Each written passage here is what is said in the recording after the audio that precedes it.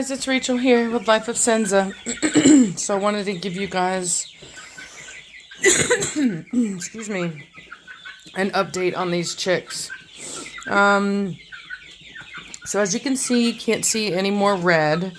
I will say this one right here, I did have to isolate this one because his wing injury was, it was too wet, if that makes sense. Like it was too, it was still too injured, and it just wasn't trying to, it wasn't trying to heal. But this one here, you can see there, see how it turns black, like I said, and then they just don't pay attention to it. And so I was able to completely save these guys from further injury by applying that product, New Stock. And so yeah, so I'm really excited about that. These guys are looking really good. Now, I did talk with somebody else about it, and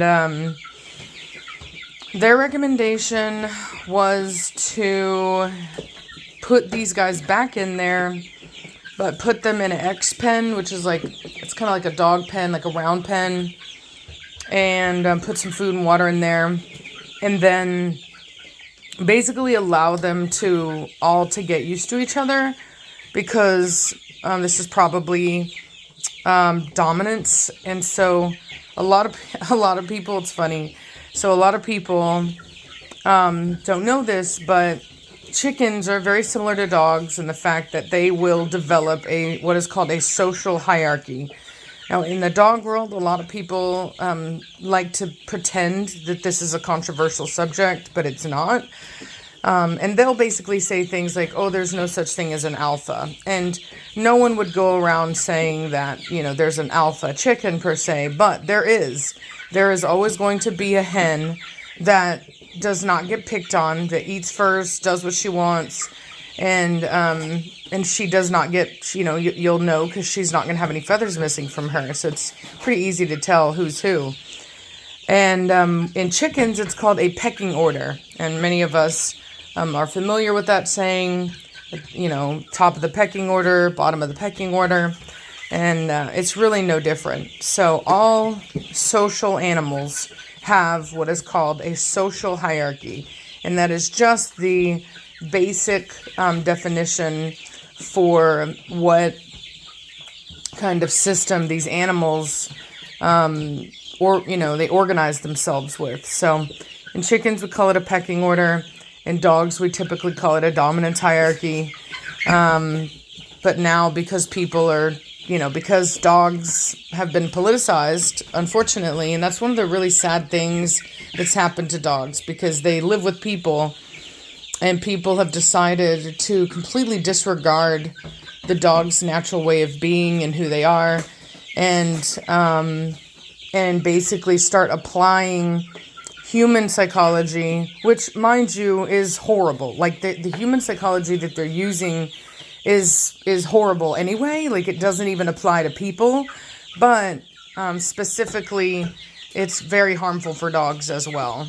And so, in fact, I could tell you this. I know somebody that had to pull their kid out of school, elementary school student, out of school, because apparently now in these schools, these public schools, if a child decides they don't want to do their work, they don't have to. They can literally turn around and stare at the wall all day if they want to. And not like the teacher's telling them, put your chair to the wall and stare at the wall. No, like they can literally just choose to do that. They can tell you that 2 + 2 = pink. And that's whatever. And it's basically, they're doing this whole thing of like, their choice, right? It's like basically force-free training. And they're doing it with dogs, and they're doing it with people. And unfortunately, if you're dealing with a child or an animal that is naturally cooperative and naturally, wants to go along and get along and everything be fine, then that works. But if you're dealing with somebody that has a more dominant personality, somebody that likes to push boundaries. If you, like me, when I was a kid, if you gave, I couldn't imagine, if you gave me the choice to learn or not, I would have been very dumb. I'm just going to be honest. Because I was not about to choose to do school. I was not about to choose to learn math. Like, there ain't no way. You know what I'm saying? If you give me the choice, heck no, I ain't gonna do it. You know what I'm saying? And sure enough, this person that I know, their daughter was the same way. She was like, nope. And so unfortunately, the worst thing was that the teachers didn't even tell this person that their child was choosing not to learn, not to engage, and that they were allowing that until the end of the year, whenever everyone has their meeting and you discuss and blah, blah, blah. Only then did this person find out that their child was basically choosing to opt out of the learning process and to do whatever it was that this child wanted to do. And we were talking about it, and I was just like, look, you're going to have to pull them. You are going to have to pull your child out of the school, because I was like, I was the same way. And I would not have survived in that environment. I would not have learned. I would have been left behind. Because I am not a force-free person. I was not a force-free child. If you were not willing to force me to do something, then I was not going to do it. And that's just the way it is.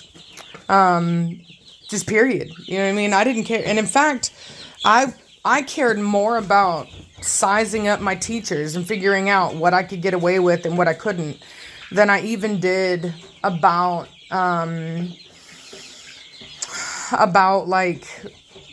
my education, really. And even to this day, I would say that I'm similar to that. It's not that I go around sizing people up or whatever, but I'm very hyper aware of that.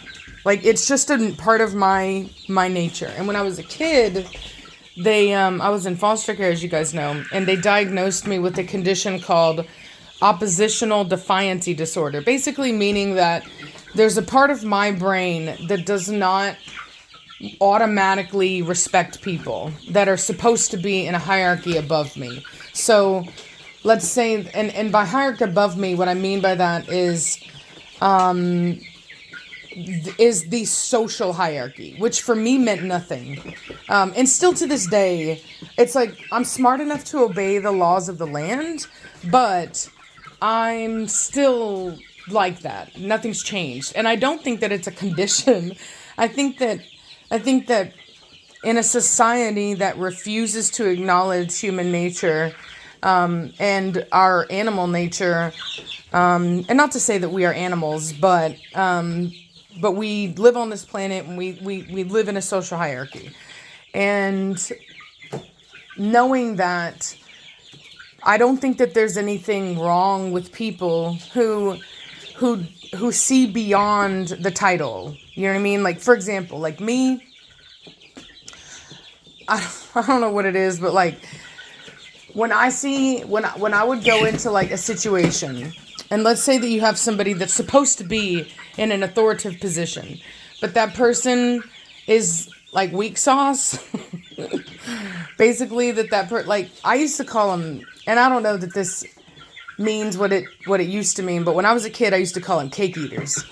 And they're basically just, they're weak people. They're people that would not be in an authoritative position if we didn't live by the law of the land that we live in today, if that makes sense. And, without the system to protect their position, they wouldn't have it. You know what I mean? So, let's just say if a zombie apocalypse happened tomorrow, would you still have an authoritative position? Would you still be a leader? No. Probably not, because you're weak. You're weak sauce. You only have that position because you kiss butt and you got it. You know what I mean? And there's a lot of people that are successful because of that. Not because they worked hard and they showed leadership skills and whatever. It's because they kissed butt and they did all the things that they needed to do that had nothing to do about really and truly being tough or being a leader. Now, in our society, that's fine. It works, whatever. We're human beings, totally different situation.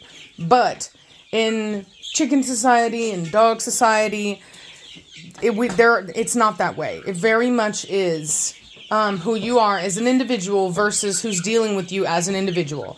And just like this child that is the same way, this child is the same way. This child is not going to respect you just because you have teacher behind your name or assistant principal behind your name.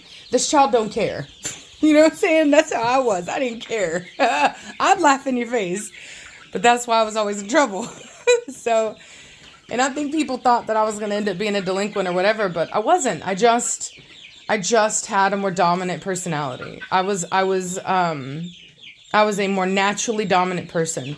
And the problem with all of this new force-free, positive reinforcement, all this stuff, is it's fine for everybody that's not like that. But for anybody who has a genuinely dominant personality, which, mind you, is not a huge portion of the population, nor is it in the dog population. In any litter of puppies that I have, and I have a very dominant breed, you know, we may have 2 or 3 that are just extremely dominant like that. Most of them are not. Most of them, you know, you're just going to need to do the right things, then they'll be fine. But most of them are not going to be that dominant. But there are some that are. And just like the animals, there are people that are. There are some that are just very dominant. And they're not going to just listen to you just because you have a title behind your name. If you have a weak constitution, they're not going to listen to you. They're going to look at it and they're going to see it and they're going to be, why should I listen to you? You know what I mean? If the zombie apocalypse happened, you would have nothing. You would have everything taken from you. Why should I listen to you? You are no one's leader. You know what I mean? And I think that that's a very natural way to be. I think that we've evolved to a point in our society where we don't need that anymore, but it doesn't come from nothing. You know what I mean? So, and not to get political, but some might say that, you know, when there is weak leadership, you know, that, we're gonna have to take that chick out again, I think. He's getting pecked on. Yeah, we're gonna have to take him out again, because that chicken, they're gonna get him. Oh well. Yeah, I'll have to take him back out for a little bit. Well, anyway, I'm gonna get him. Unfortunately, he's getting picked on again. So, what's weird is there's no blood, but they're still messing with it. So, anyway, chickens are chickens and they suck sometimes. But overall, I think this is a success.